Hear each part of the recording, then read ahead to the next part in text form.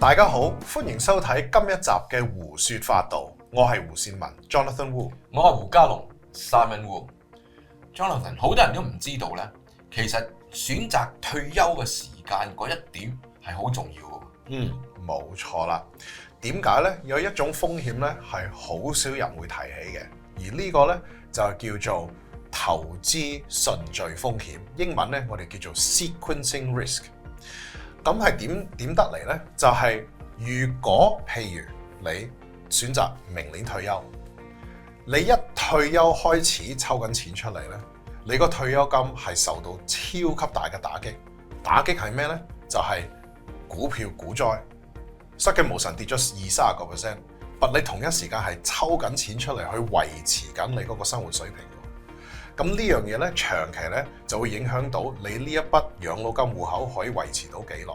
咁今日咧，我就想討論呢一個風險啦。咁我哋作出一個好簡單嘅例子咧，去解釋呢個風險係點得嚟啦。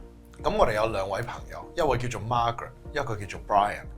咁大家見到喺呢個表裏邊咧，就係 Margaret 咧喺2008年啦。咁大家記得2008年有咩啊？金融風暴啊嘛。咁佢喺嗰一年選擇退休。本身有100萬喺養老金戶口，每一年抽5萬蚊出嚟，即刻頭嗰2年100萬跌到大概60萬。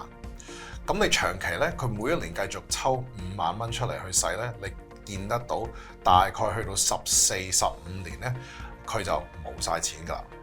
相反嚟睇，你睇到 Brian 喺2013年退休咧，同一個投資組合一樣，每一年都係抽5萬蚊出嚟，頭嗰幾年咧回報率係相當好。所以你見到橙色嗰條線咧，就升咗100萬升到大概82萬咧，喺第4年之後咧，先至慢慢係抽嘅錢多咗，咁所以你睇到佢嗰筆錢咧，就係維持到佢嗰個生活水平嘅。咁點解呢個風險咧對你好重要咧？就係第一，唔理邊段時間，任何有增長嘅投資項目或者基金咧，永遠都有波動嘅。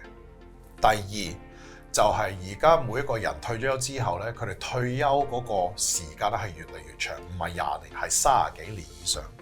第三，越嚟越多退休人士咧就靠自己，唔靠得政府。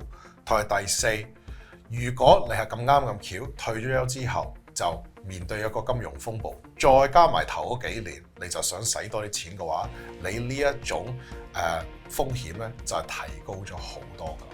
咁啊 ，Jonathan 有冇咩應對嘅方法去解決呢個問題嘅咧？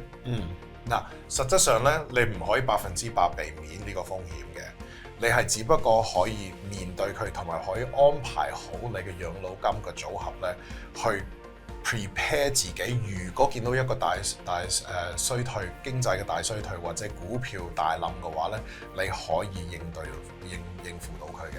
有5個方法。一個咧就係去準備一個現金嘅儲備。第二，慢慢退休。第三，你每一年抽錢咧，你要有相當嘅彈性。第四，分散投資非常之重要。同埋第5咧就係當然揾理財師幫你啦。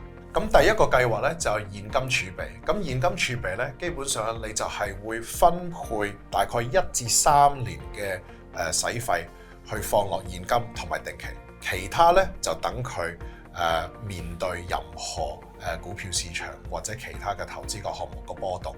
咁如果真係過去1至3年，你真係見到一個大嘅股災嘅話咧，咁當然你就唔會被逼要賣走啲股票，甚至乎你係俾機會俾你成個組合咧復甦，因為大家都知道。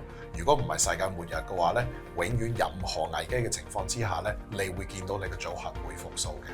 第二就係慢慢退休，好多人咧就係話啊，我而家做緊5日，下個禮拜就乜嘢都唔做。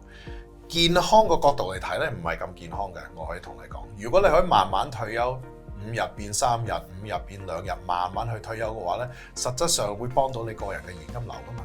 第三，每一年抽錢出嚟咧，需要有彈性。譬如你諗住下一年買部車，不過咁啱咁巧，下一年就有股災，咁冇抽錢出嚟咯，俾嘅機會俾你嘅組合復甦。第四，分散投資非常之重要，你要睇翻你成個組合裏邊夠唔夠股票、債券、私人貸款、基建，每一種類嘅投資咧如果佢哋嗰個相關性係比較低咧，你會見到你成個組合個波動性咧仍然都會低啲㗎啦。咁最後咧就係揾一個理財師或者已經有理財師咧，你就同佢討論呢個風險啦。因為呢個風險咧每個人都會面對喺退休嘅年齡，所以咧你避免唔到咧，就係你係要好好地準備啦。咁今日集時間差唔多啦，下一次我哋繼續胡說八道。